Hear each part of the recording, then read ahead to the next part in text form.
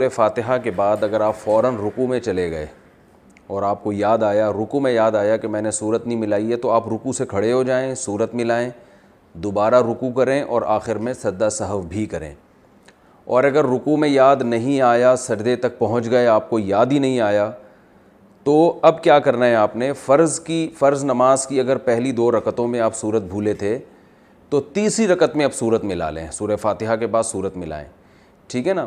تیسری میں نہیں یاد آیا، چوتھی میں ملا لیں اور آخر میں سجدہ سہو بھی کریں، یہ مسئلہ ہے اس میں۔ اور اگر بالکل ہی بھول گئے آخر تک اور اتحیات میں آخر میں یاد آیا تو صرف سجدہ سہو سے بھی نماز ادا ہو جائے گی۔ اور اگر سنتوں میں یہ کام ہوا ہے، یعنی سنت مؤکدہ آپ پڑھ رہے تھے یا یہ کہ نوافل پڑھ رہے تھے، تو اس میں تو چونکہ ہر رکعت میں صورت ملانا واجب ہے، فرائض میں تو چلیں پہلی میں نہیں ملی تو تیسری میں ملا لی، لیکن سجدہ سہو پھر بھی کرنا پڑے گا۔